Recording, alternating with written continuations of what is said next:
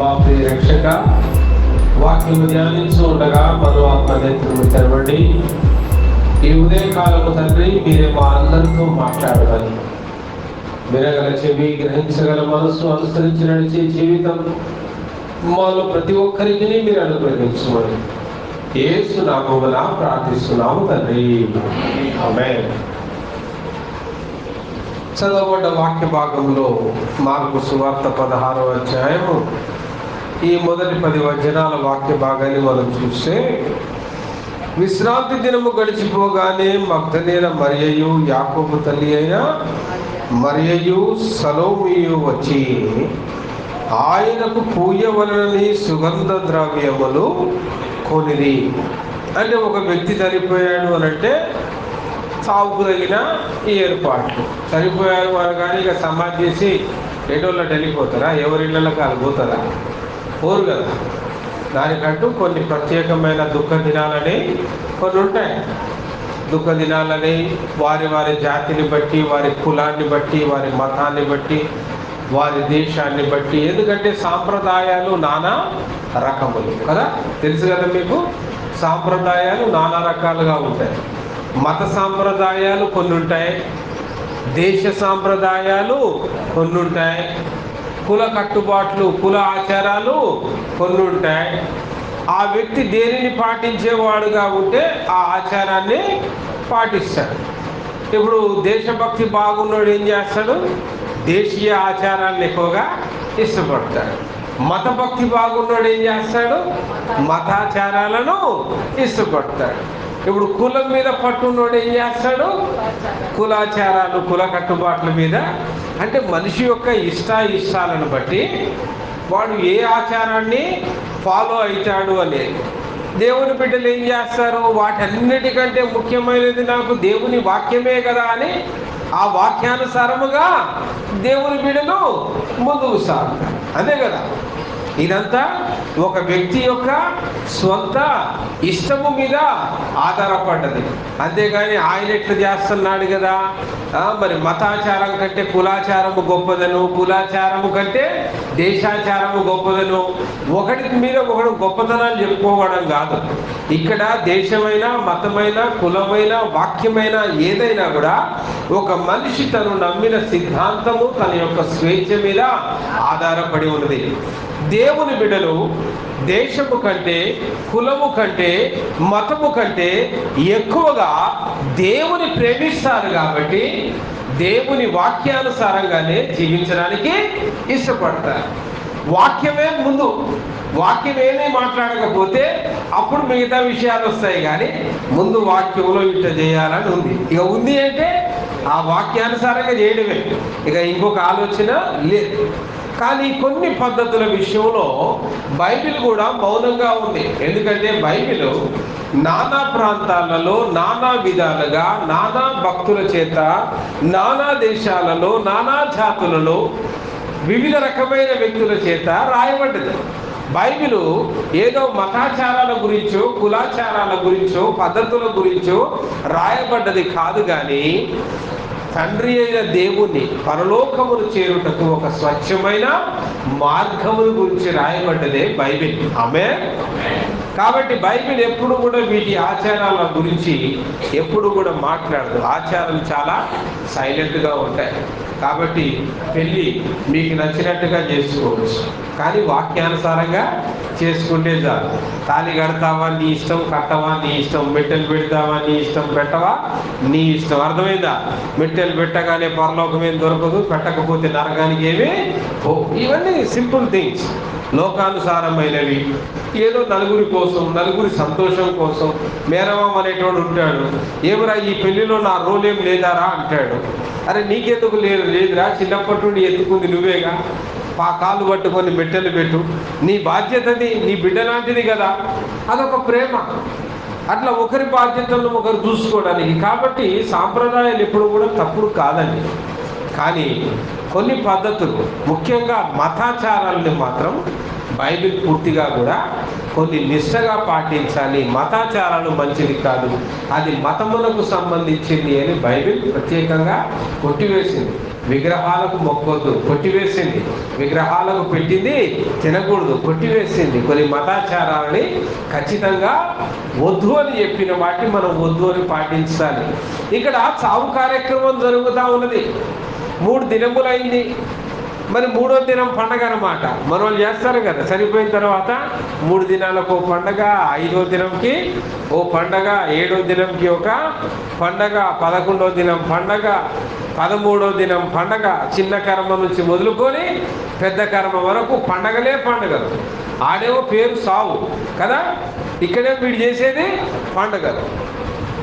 సావు కార్యక్రమం అంటే పప్పుచారు చింతపులుసు ఉండాలి.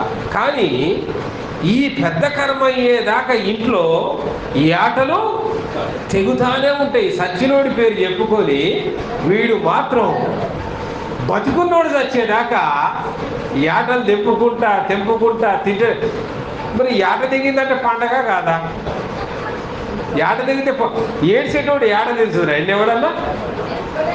ఏడ్చేటోడు కనీసం వండుకోవడానికి కూడా దిక్కు లేకపోతే పక్కింటోళ్ళు ఆ ఊరి వాళ్ళు జాలిపడి పాపం దుఃఖంతో ఉన్నారా వీళ్ళకి ఇంత భోజనం పెడదాం అనుకుంటారు. చూడండి పిల్లరా, మనుషుల యొక్క వింత ఆచారాలు ఎలా ఉంటాయంటే, ఆ రీతిగా యేసు ప్రభు చనిపోయినప్పుడు కూడా మరి ఆయనను ప్రేమించిన వాళ్ళు, స్త్రీలు, వీళ్ళంతా కూడా మరి ఆచార ప్రకారంగా మనం పోదాం, సమాధిలోకి వెళదాం, మరలా తిరిగి సుగంధ ద్రవ్యాలు పూద్దాం.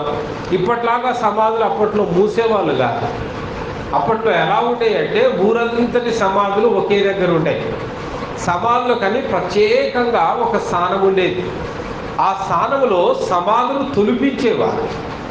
సమాధులు తొలిపించి ఈ సమాధులన్నిటికీ అడ్డుగా ఒక పెద్ద బండను వారు ఉంచేవారు. అట్లా అందరితో పాటు నా సమాధి ఉండకూడదు, నాది ప్రత్యేకంగా ఉండాలి అని ఒక ధనవంతుడైన ఒక అధికారి అయిన అరిమథయి యోసేపు అనబడేవాడు తన సమాధిని తాను తొలిపించుకున్నాడు. ఇప్పుడు ఈజిప్ట్లో పిరమిడ్లు చూస్తారు మీరు. ఈ పిరమిడ్లన్నీ కూడా సమాధులే. దాంట్లో అన్ని శవాలే ఉంటాయి. అంటే రాజవంశీకుల యొక్క శవాలు. రాజుగారు, ఆయనకి ఎంతమంది భార్యలు ఉంటే ఆ రాజులందరి యొక్క సమాధులు, వారి పిల్లల సమాధులు, అవన్నీ క్యాబిన్స్ అన్నమాట. ఒక్కొక్క స్థలం ఒక్కొక్క సమాధి క్యాబిన్స్ లాగా ఉంటాయి. సో ఇక్కడ అరిమథయి యోసేపు అనబడేవాడు కూడా ఆయన వంశము కోసము ఆయన తవ్వించుకున్న సమాధి. ఆ యేసు ప్రభు యొక్క మరణంలో చూసి అరిమథయి యోసేపు శిష్యుల ఎలాగో పోయి అడగలేరు, సాహసం చేయలేరు. గెత్సెమనే తోటలోనే భయంతో పారిపోయారు. మరి యేసు ప్రభు శవాన్ని ఎవరు ధైర్యం చేసిపోయి అడుగుతారు? ఎవరు అడగకపోతే అనాథ శవంలాగా అది మిగిలిపోద్ది అని ధైర్యం చేశారు. ఆయన యూదా అధికారంలో ఒక అధికారులు కాబట్టి ఆ అధికారంతో ధైర్యం చేశాడు. పిలాతు దగ్గరికి పోయారు, అయ్యా ఆ చనిపోయిన యేసు ప్రభు యొక్క మృతదేహమును నాకు అప్పగించండి అని తీసుకున్నాడు. ఆయన ముందు పడ్డందుకు మిగతా స్త్రీలంతా కూడా గబా మరి యేసు ప్రభు యొక్క దేహంను శిలువ మీద నుండి దించి గాయములన్నింటినీ కడిగి శుభ్రంగా వాటిని ఏం చేశారు? ప్రేత వస్త్రముల చేత చుట్టి. ప్రేత వస్త్రములు అంటే బొటనేల దగ్గర నుంచి స్టార్ట్ చేస్తారు చుట్టడం. 2 కాళ్ళ బొటనేలకు ముందు 2 వరుసలు అటు ఇటు చుట్టుకుంటా, మళ్ళా 2 కాళ్ళని కలుపుకుంటా తల వరకు, ఈ తల భాగం వరకు మూసేసి ఉంటుంది. అంటే ఇది ఎట్లుంటుంది అంటే మళ్ళా ఎవడైనా ఇప్పితే తప్ప మరలా దాన్ని ఎవడు కూడా విప్పుకోలేడు. ఆ రీతిగా ప్రేత వస్త్రాలు చుడతారు. చుట్టేటప్పుడు ఏం చేస్తారంటే ఈ సుగంధ ద్రవ్యాలు పుస్తూ చుడతారు. That is called mummification. మనం మెడికల్ భాషలో సైంటిఫిక్గా మాట్లాడుకోవాలంటే దానిని సమాధి చేయు ప్రక్రియ అంటారు. మమ్మిఫికేషన్ అంటే ఎక్కువ దినములు ఆ శరీరము కుళ్ళిపోకుండా ఉండడం కోసము మరి హెబ్రీలకున్న అలవాటు ఈ మమ్మిఫికేషన్ అనే ప్రాసెస్ను చేస్తారన్నమాట. ఎక్కువగా ప్రముఖులకు, రాజులకు, గొప్ప గొప్ప వ్యక్తులకి. మరి ఇప్పుడు కొన్ని తవ్వకాల్లో బయటపడ్డ ఐగుప్తు రాజులు, ఐగుప్తు రాణుల యొక్క దేహాలు చూస్తే అవి దరిదాపు 1200 సంవత్సరాలు 1600 సంవత్సరాల నుంచి కూడా ఆ దేహాలు కుళ్ళిపోకుండా వాళ్ళ ముఖాలు గుర్తుపట్టేటట్టుగా, చేతులు కాళ్ళు గుర్తుపట్టేటట్టుగా, రూపురేఖలు గుర్తుపట్టేటట్టుగా మనకు కనపడతాయి. దానికి ఏంటి రీజన్ అంటే ఈ మమ్మిఫికేషన్, ప్రేత వస్త్రములు చుట్టుట. అందుకే లాజరు 4వ దినమున సమాధి నుంచి బయటికి రాగానే ఆయన యొక్క వస్త్రములను విప్పుడి, ఆ కట్లు తెంచుడి అన్నాడు. తెంచకపోతే లాజరు రాలేడు, ఇప్పుకోలేడని, ఒకడు ఇప్పాల్సిందే. అలా యేసు ప్రభుకి మరి 3వ దినం ఎవ్రీడే చేస్తారు వాళ్ళు, ప్రతిదినం చేయాలి. కానీ 2వ దినం ఏమైంది? విశ్రాంతి దినం అయింది కాబట్టి చేయడానికి అవకాశం దొరకలేదు. ఇప్పుడు 3వ దినాన చేయాలి కాబట్టి చేయడానికి వచ్చారు. కొట్లోకి వెళ్ళారు, అన్నీ కూడా సరుకులు కొనుక్కున్నారు, సుగంధ ద్రవ్యాలు తెచ్చారు. మరలా ప్రాసెస్ స్టార్ట్ చేద్దామని వచ్చారు. వారు ఆదివారం పెద్దలక్కడ లేచి బయలుదేరి సూర్యోదయమైనప్పుడు సమాధి యొద్దకు వచ్చుచుండగా సమాధి ద్వారము నుండి మన కొరకు ఆ రాయి ఎవడు పొర్లించునని ఒకరితో ఒకరు చెప్పుకొనుచుండేది. చూడండి, ఆచారాలు గుర్తుంటాయి, పద్ధతులు గుర్తుంటాయి, కానీ ఒక ప్రముఖుడు మనతో చెప్పిన మాట మాత్రం గుర్తుండదు. అన్నీ గుర్తున్నాయి. విశ్రాంతి దినం వస్తుంది, తొందరగా సిద్ధపడాలా, పెద్దల కడలు పోవాలా, చీకటితో పోవాలా, సుగంధ ద్రవ్యాలు తెచ్చుకోవాలా, అన్నీ గుర్తున్నాయి. అన్నీ పట్టుకున్నారు, అన్నీ తీసుకొని పోతున్నారు. మళ్ళీ దారిలో పోతా ఆడోళ్ళు ముచ్చట్లు కూడా పెట్టుకుంటున్నారు. ఇంత పెద్ద రాయి ఉన్నది ఆ సమాధికి అడ్డంగా. అరిమతయ్య యోసేపు సమాధి ఇంత పెద్ద రాయి అడ్డం పెట్టించుకున్నాడు. ఆ యేసు ప్రభు యొక్క శవాన్ని ఎవరైనా ఎత్తకపోతానేమో అన్న భయానికి మరలా రోమా సైనికులు దానికి గొలుసులేసి బంధించి దానికి కాపలా కూడా ఉన్నారు. మనం పోతే వాళ్ళు అలవ్ చేస్తారో చెయ్యరు. ఆ సమాధి యొక్క రాయి మన కోసం తెరుస్తారో తెరవరు. మీరే తెలుసుకోండి అంటే మనమందరం ఆడవాళ్ళమే ఉన్నాం, మనం దొర్లించగలమా? ఇవన్నీ గుర్తున్నాయి, ఈ ముచ్చట్లన్నీ వస్తున్నాయి. కానీ ప్రాముఖ్యమైన టాపిక్ మాత్రం వాళ్ళ మనసులోకి రాలే. ఏంటా ప్రాముఖ్యమైన టాపిక్? ఏంటా ప్రాముఖ్యమైన విషయము? నేను చనిపోయి 3వ దినమున తిరిగి లేతును అన్న మాటను మాత్రం ఏం చేశారు? దాన్ని మర్చిపోయారు. అన్నీ గుర్తున్నాయి. మనం కూడా క్రైస్తవులం అనే చెప్పుకుంటాము, క్రైస్తవ జీవితమే జీవిస్తూ ఉంటాము, విశ్వాసం అని చెప్పుకుంటూనే బతుకుతూ ఉంటాము. విచిత్రంగా ఉంటుంది ఏంటంటే అన్నీ చేసుకుంటా పోతాం కానీ ప్రాముఖ్యమైన వాటినే మర్చిపోతాం. ఏం చేస్తాం? ప్రాముఖ్యమైన వాటినే మర్చిపోతాం. భక్తిగా జీవించినా, ప్రార్థన చేసినా, ఉపవాసం చేసినా, మళ్ళా లోకస్తులతో కలుస్తూ లోకంలో కలిసి వాళ్ళతో ఉన్నప్పుడు మళ్ళీ వాళ్ళలాగానే ఆచారాలకు, వ్యవహారాలకు, పద్ధతులకు, వీటికే ప్రాముఖ్యతనిస్తాం. కానీ నిజముగా వాక్యం ఏం చెప్పింది? మనతో ఆయన సజీవుడిగా ఉన్న నాడు మనతో ఆయన ఏమి చెప్పాడు? ఆ విషయాలని మాత్రం మనం తొందరగా మర్చిపోతూ ఉంటాం. ఇక్కడ జరిగింది కూడా అదే ప్రియులారా. ప్రతిసారి పునరుత్థాన సందేశం మనకు బోధించేదే. లోకములో ఉన్న దాని ప్రకారం మీరు జీవించక వాక్యమును వాక్యానుసారముగాను జీవించుటకు మీరు ప్రయత్నించండి. ఆమేన్. అందుకే వాళ్ళు ఏమనుకుంటూ పోతున్నారు? అప్పుడు వారు సమాధిలో ప్రవేశించి తెల్లని నిలువుటంగి ధరించుకొని ఉన్న ఒకడు పడుచువాడు కుడివైపున కూర్చున్న చూచి మిగులా కలవరపడిరి. అందుకతడు కలవరపడకుడి, శిలువ వేయబడిన నజరేయుడకు యేసును మీరు వెతుకుచున్నారు, ఆయన లేచి ఉన్నాడు, ఇక్కడ లేడు. వారు ఆయనను ఉంచిన స్థలము చూనుడి, మీరు వెళ్ళి మీకంటే ముందుగా గలిలకు వెలుచున్నాడని అక్కడ మీరు ఆయనను చూస్తున్నట్లు ఆయన శిష్యులతోనూ ఆమె. అయితే వారు బయటకు వచ్చి విస్మయం పొంది వణుకుచు సమాధి యొద్ద నుండి పారిపోయి వారు భయపడినందున ఎవరితో ఏమీయో చూసిందా. అన్ని గుర్తుంటాయి. చెప్పాల్సినవి చెప్పదు, చేయాల్సినవి చెయ్యదు. నేను లేస్తాను అన్నమాట మర్చిపోయాను. అలవాటు ప్రకారం అందరి సమాధులలో ఎట్లా కార్యక్రమాలు చేస్తారో, అందరి దినకర్మలు ఎట్లా చేస్తారో అదే దినకర్మలకు సిద్ధపడిపోయారు. తీరా సాక్షాత్తు పరలోకం నుండి దేవదూత దిగొచ్చి అక్కడ సాక్ష్యం ఇచ్చుతూ ఉన్నది, ఆయన లేడు, ఆయన చెప్పినట్టుగానే లేచి ఉన్నాడు. ఆమేన్. కాబట్టి ఈ సువార్త, పునరుత్థాన సువార్త మీరు వెళ్ళండి, ఆ పేతురుకు చెప్పండి, శిష్యులందరికీ కూడా ఆ సత్య సువార్తను ప్రకటించండి. అంటే సమాధి ఖాళీ గుండె, తెల్ల గుడ్డలతో ఉన్న దేవదూతను చూసేలోనే గుండె పగిలినట్టే ఆ భయానికి అక్కడి నుంచి కలవరపడి విస్మయం ఉంది, పారిపోయి ఆ భయానికి నోరు తెరవడం కూడా.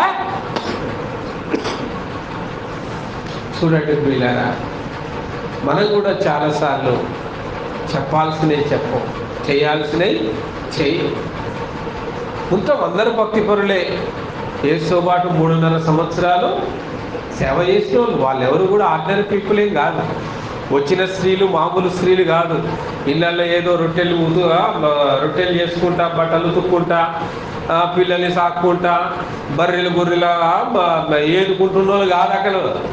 వాళ్ళు యేసు క్రీస్తుతో పాటు పరిచర్య చేసిన స్త్రీలు. వచ్చిన వాళ్ళు ఎవరండి? యేసు క్రీస్తుతో పాటు పరిచర్య చేసిన స్త్రీలు. They are not an ordinary women. వాళ్ళు సాధారణమైన స్త్రీలు కాదు, క్రీస్తును వెంబడించిన స్త్రీలు, కన్నులారా యేసు ప్రభు చేసిన కార్యములను చూసిన స్త్రీలు, చచ్చిన వారిని లేపుతూ ఉండగా చూసిన స్త్రీలు. అవునా? లాజరు సమాధిలో ఉండి 4వ దినమున బయటకు వచ్చినప్పుడు కన్నులారా చూసిన స్త్రీలు, విధవరాలి యొక్క కుమారుడిని పాడి మీద నుంచి లేపినప్పుడు కన్నులారా చూసిన స్త్రీలు. ఇంత గొప్పగా యేసు ప్రభువుతో ఉన్న స్త్రీలే. కానీ ఏం మరిచారు? నేను 3వ దినమున తిరిగి లేతున్న మాటను మరిచారు. తర్వాత ఇంకేం మరిచారు? పునరుత్థాన సువార్తను చెప్పండి అంటే భయపడి వారు చెప్పకపోయిరి. ఉందా? క్లియర్గా ఉందా మాట? 8వ వచనములో వారు భయపడినందున ఎవరితో ఏమీయో చెప్పలేదు. ఇక్కడ విచిత్రం ఒక వ్యక్తి చూడండి. స్త్రీలన్నా కనీసం ఇంత సాహసం చేశారు. ఇక పురుషుల జోలికి వద్దాం. ఇక పురుషుల జోలికి వస్తే ఎక్కడోడు అక్కడ ఎలకల్లాగా నక్కి భయంతో బతుకుతున్నాడే కానీ కనీసం సమాధి దాకైనా వచ్చి, పాపం ఆడోళ్ళే పోతున్నారు సుగంధ ద్రవ్యాలు పట్టుకొని, కనీసం ఆడోళ్ళు పెద్దల కదా పోతున్నారు చీకటి కాలంలో, తోడన్నా పోదాం, తోడు నిలుద్దాం, భయంతో నక్కి అందరూ ఒకే దగ్గర దాక్కున్నారు. మళ్ళా ఎటోడాడు పోలే, ఎవరింటికాడు పోయే ధైర్యం కూడా లేదు. ఎందుకు? రోమా సైనికులు ఎవరి ఇళ్ళ మీద పడితే ఆ ఇళ్ళ మీద పడి మళ్ళా వీళ్ళను కూడా యేసు ప్రభువును చంపినట్టే చంపుతారేమో అని ఆ భయానికి. రోమా వాళ్ళకు యేసయ్య శిష్యులు శత్రువులు కాదు, యేసు ప్రభు శత్రువు. దేవాలయపు అధికారులకు, మతాధికారులకు ఆయన శిష్యులు శత్రువులు కాదు, యేసు ప్రభువు శత్రువు. అంతే కదండి? శిష్యులతో వాళ్ళకి ఏ అభ్యంతరం లేదు. ఎందుకంటే శిష్యుల గురించి వాళ్ళకి తెలుసు, వీళ్ళు మనలాంటి మానవులే, ఉంటుందనే ఏముంది. కానీ ఆయనతో ఉన్నవాడు, నడిపించుచున్నవాడు మాత్రం మామూలు వ్యక్తి కాదు. ఆయనలో ఏదో ఒక గొప్పతనం ఉన్నది. ఆయన బోధకు ఆశ్చర్యపడిరి, ఆయన మాటలకు ఆశ్చర్యపడిరి, ఆయనలో ఏదో ఒక తప్పు పట్టుదమా అని వెలుగుతూ ఉండిరి. ఎన్నో మాటలు రాయబడి ఉంటాయి కదా. కాబట్టి ఆయనను బంధించి ఆయనను చంపుటే లక్ష్యం కానీ శిష్యుల్ని చంపడం లక్ష్యంగా. మా మీదకి ఏడొస్తారు, మమ్మల్ని ఏడ చంపుతారు అని అందరూ పోయి నక్కి గలిలేలో ఒక గుహలో దాక్కొని భద్రంగా ఒకడు ధైర్యం చెప్పుకుంటా ఉన్నారు. విచారంతో, విస్మయంతో అటో ఇటో చివరికి ఈ వార్త ఆ శిష్యులకు అందింది. చూడండి 9వ వచనం. ఆదివారం తెల్లవారినప్పుడు యేసు లేచి తాను 7 దయ్యములు వెళ్ళగొచ్చిన మగ్దలేనే మరియకు మొట్టమొదట కనపడెను. ఆయనతో ఉండిన వారు దుఃఖపడి ఏడ్చుచుండగా ఆమె వెళ్ళి ఆ సంగతి వారికి తెలియచేసెను. కానీ ఆయన బ్రతికి ఉన్నాడని ఆమెకు కనబడనని వారు విని, మళ్ళీ ఇదొక సమస్య ఎన్నొస్తా ఉంటాయి చూడండి, ఆటంకాలు కదా. మొదటిదేమో లోకానుసారమైన పద్ధతులు అనుసరించుకుంటూ వెళ్ళారు. రాయి మన కొరకు ఎవరు దొర్లిస్తారులా అన్న కలవరంతో పోయారు. దేవదూత కనిపించగానే భయపడి విస్మయం పొందారు. సువార్త ప్రకటించండి, పునరుత్థానుడై తిరిగి లేచాడని చెప్పుకోండి అంటే ఆ భయంతో ఎక్కడ కూడా చెప్పక, నోరు తెరవక అలానే ఉన్నారు. ఇక లాభం లేదని మరి యేసు ప్రభువే స్వయంగా తానే వచ్చి మగ్దలేనకు కనపడినప్పుడు ఆ మగ్దలేన ధైర్యం చేసి శిష్యుల దగ్గరికి వెళ్ళి ఆయన తిరిగి లేచి ఉన్నాడు చెప్పిరి, కానీ వారు నమ్మక పోయారు. ఈరోజు మన జీవితాల్లో కూడా ఇదే సమస్య. యేసయ్య లేచాడు అంటే ఆయనతో ఉండి అద్భుతాలు చూసిన శిష్యులే ఏ రీతిగా నమ్మలేకపోయారు. ఈరోజు మన జీవితంలో అనేక గొప్ప కార్యాలు యేసయ్య చేస్తాడు అంటే మనం నమ్మలేకనే పొందుకోలేకపోతూ ఉన్నాం. నమ్ముట నీ వలనైతే నమ్మువానికి సమస్తము సాధ్యం. కాబట్టి ప్రియులారా, ఈ పునరుత్థానం మనకు అందించే సందేశం ఇది. యోహాను సువార్త 11వ అధ్యాయం 25వ వచనం ఈ రీతిగా అంటది కదా, యేసు అంటూ ఉన్నాడు, పునరుత్థానమును జీవమును నేనే, నాయందు విశ్వాసముంచువాడు చనిపోయినను బ్రతుకును. హల్లెలూయా. ఎవడు బతుకుతాడట? విశ్వాసం ఉంచువాడు. ఆయన ఆడలేస్తాడు. ఆయన లేచోడైతే శిలువ మీద నుండే దిగొచ్చేటోడు, ఆయన బతికేటోడైతే అప్పుడే చచ్చిపోయేటోడు కాదు.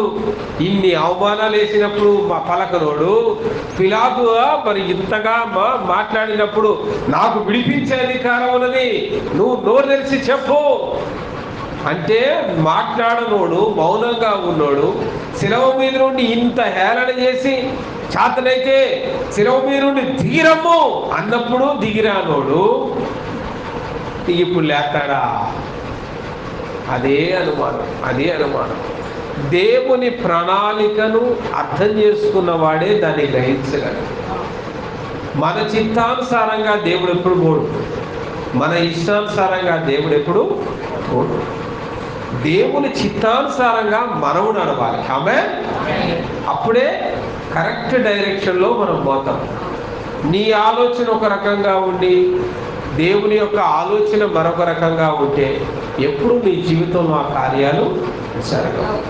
ఎప్పుడైతే దేవుని చిత్తముతో నువ్వు నడుస్తావో, ఎందుకంటే ఆయన పుట్టిక ఉద్దేశమే రక్షణ, ప్రక్షాళన కదండి. ఆయన బలి కావలసి ఉంది. ప్రవక్తల ప్రవచనాల ప్రకారము ఆయన కసాయి వాడి ముందు గొర్రె ఏ రీతిగా మౌనముగా ఉండెనో మౌనము వహించవలసి ఉన్నది. ఆయన గాయపరచబడవలసి ఉన్నది. ఆయన శరీరము దున్నబడవలసి ఉన్నది. ఎంతగా అంటే మనుషులు చూడనొల్లని వాడుగాను అని యెషయా ప్రవక్త వర్ణిస్తాడు కదా. అంత అసహ్యంగా ఆయన శరీరాన్ని కొట్టి ఉమ్మివేసి అవమానపరిచి గుద్ది వెనక నుండి ఈడ్చి తన్ని ఇంత ఘోరంగా ఆయనని, ఎందుకంటే ఇవన్నీ ఆయన పడవలసి ఉన్నది. ఎప్పుడైతే వాక్యపు యొక్క లోతులను మనం తెలుసుకుని ఉంటామో, ఆహా ఇవన్నీ ఆయన పడవలసి ఉంది కాబట్టి పడ్డాడు, 3వ దినాన తిరిగి లేస్తానన్నాడు కాబట్టి లేచాడు. అప్పుడు మనకు ఆ క్లారిటీ అనేది అర్థమైంది. ఇంతమంది అవమానపరుస్తా ఉంటే మా పరువంతా తీశాడు, దిగి రావచ్చుగా అని నువ్వు అనుకుంటే నీకోసం దిగుతాడా? నీకోసం హీరో కావడం కోసం ఆయన దిగితే మానవాళి రక్షణ ప్రణాళిక ఎవడు చేస్తాడు? మానవాళి కోసం మరి గొర్రెపిల్లగా ఎవడు ప్రక్షాళన చెందుతాడు? ఆయన వచ్చిందే మానవాళి కోసం చనిపోవడానికి వచ్చాడు. కాబట్టి దుష్టుడైన సాతానుడు ఆయన చావకుండా, శిలువ మీద మరణించకుండా, శిలువ మరణం పొందకుండా ఎన్నో రకాలుగా సాతానుడు ఆయన అడ్డుకున్నాడు. సాతానుడు యేసు ప్రభువును చంపదలుచుకోలే, అవమానపరచాలనుకున్నాడు, ఓడించాలనుకున్నాడు, చంపాలని కాదు. యేసయ్య చస్తే ఫస్ట్ చచ్చేది ఎవడండి? ఫస్ట్ చచ్చేది ఎవడు? సాతానే.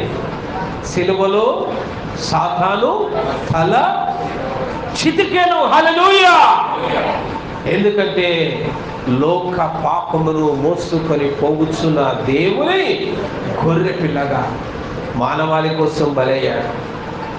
యేసు ప్రభువును ఓడించడమే ఉద్దేశం సాతానికి, చంపడం కాదు ఉద్దేశం.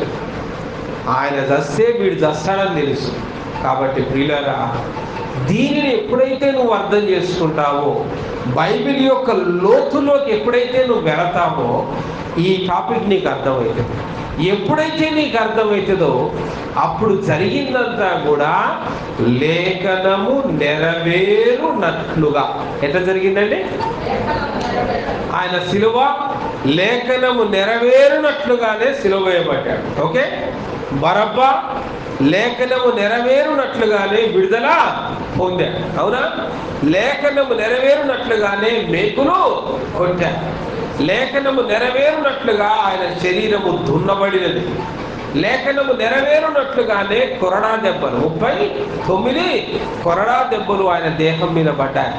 లేఖనము నెరవేరునట్లుగానే ఆయన ముఖాన కాండ్రించి ఉమ్మి వేశారు. లేఖనము నెరవేరునట్లుగానే ఆయన బట్టలు చీట్లు వేసుకొని పంచుకున్నారు. లేఖనము నెరవేరునట్లుగానే ఊరంతా కూడా సిలువను ఎత్తి ఆయనకు తిప్పారు. లేఖనము నెరవేరునట్లుగానే చనిపోయాడు. లేఖనము నెరవేరునట్లుగానే సమాధి చేయబడ్డాడు.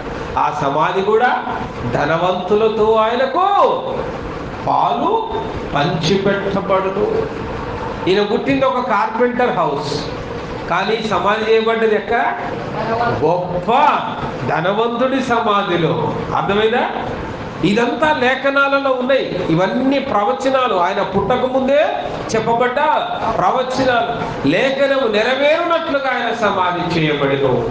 లేఖనము నెరవేరునట్లుగానే ఆయన 3వ దినమున తిరిగి సజీవుడిగా లేచెను. హల్లెలూయా! యేసయ్యకే మహిమ కలుగును గాక. కాబట్టి మన జీవితంలో కూడా దేవుని చిత్తము నెరవేరునట్లుగా మనం ముందుకు సాగితే నువ్వు చేసే ప్రతి పనిలో కూడా సక్సెస్ చూస్తావు. నీ పెళ్ళి అయినా, కుటుంబమైనా, పిల్లల చదువైనా, పిల్లల ఉద్యోగాలైనా, నువ్వు కట్టుకునే ఇల్లైనా, పెట్టిన వ్యాపారమైనా, నీ కుటుంబమైనా, నీ ఆస్తి అయినా, నీ ఐశ్వర్యమైనా, నీ పేరైనా, నీ ప్రఖ్యాతలైనా దేవుని చిత్తానుసారంగా ఎప్పుడైతే నువ్వు ముందుకు నడుస్తావో అప్పుడు ఎట్లుంటాయి అవన్నీ కూడా సక్సెస్ఫుల్గా ఆశీర్వదించబడి విజయోత్సాహంతో నువ్వు ముందుకు వెళ్తావు. హల్లెలూయా! యేసయ్యకే మహిమ కలుగును గాక. ఎప్పుడైతే నీ ముందు యేసు క్రీస్తు ప్రభువును నిలబెట్టుకుంటావో, ఎప్పుడైతే క్రీస్తుని వెంబడిస్తావో, వాక్యానుసారంగా జీవిస్తావో, అప్పుడు జీవితంలో సక్సెస్ అవుతాయి. అదే సక్సెస్ రీజన్. మనుషుల సలహాలతో ఎవడు కూడా సక్సెస్ కాదు. విశ్వాసం ఉంచువాడు చనిపోయినను బ్రతుకును అంటాడు.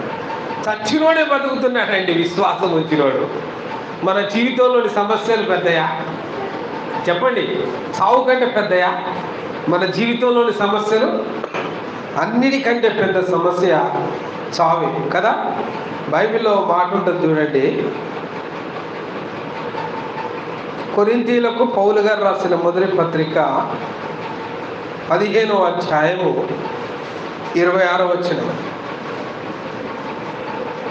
కడపట నశింపజేయబడు శత్రువు మరణం. ఆమేన్.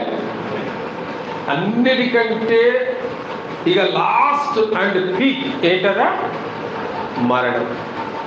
జ్వరాలు వస్తాయి, రోగాలు వస్తాయి, అప్పులు వస్తాయి, సప్పులు వస్తాయి, కానీ చావేగా భయం దేనికైనా.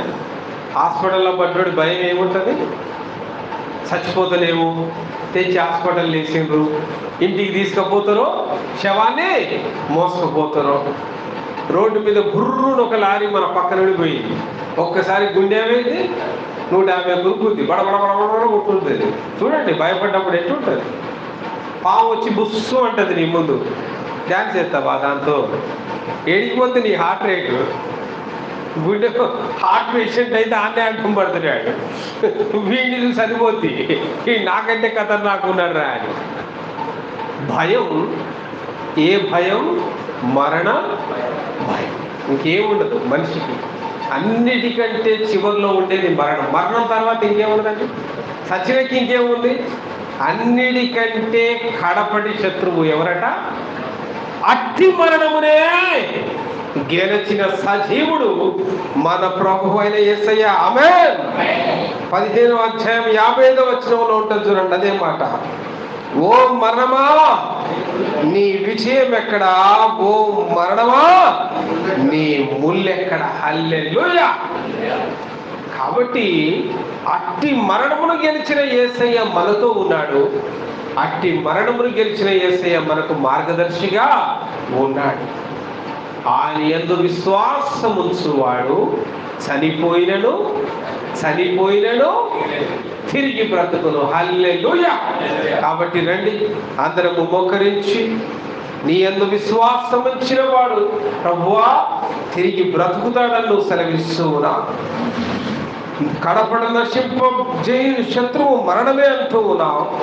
అట్టి మరణమే గెలిచిన సజీవుడైన యేసయ్య నీకు వందనాలు, వందనాలు, వందనాలు. తండ్రి ప్రభువా, విశ్వాసముచ్చువాడు చనిపోయినను బ్రతుకును అంటూ ఉన్నావు. పునరుత్థానమును జీవమును నేనే అన్నావు. ఎవరైతే యేసు క్రీస్తునందు విశ్వాసం ఉంచుతాడో వాడు చచ్చినా బ్రతుకుతాడని గొప్ప సందేశాన్ని ఈ పునరుత్థాన దినమున మీరు మాకు అందిస్తూ ఉన్నారు. కాబట్టి మా జీవితంలో నీ యందు విశ్వాసం ఉంచడం మాకు నేర్పించండి. విశ్వాసం ఉంచడం మేము నేర్చుకుంటే చనిపోయిన మా స్థితిగతుల్ని బ్రతికించగలం, చనిపోయిన మా వ్యాపారాలను నువ్వు బ్రతికించగలం, చనిపోయిన మా భక్తిని నువ్వు బ్రతికించగలం, చనిపోతున్న మా యొక్క బంధుత్వాలను, బంధాలను నువ్వు బ్రతికించగలం, కోల్పోతున్న దేనినైనా కూడా నేను బ్రతికించగలం. కాబట్టి నీ యందు విశ్వాసం ఉంచువాడు చనిపోయినను బ్రతుకునన్న మాట చొప్పున తిరిగి మమ్మల్ని బ్రతికింప చేయమని, అటు విశ్వాసం మాకు దయచేయమని ప్రార్థన చేసుకుంటాం.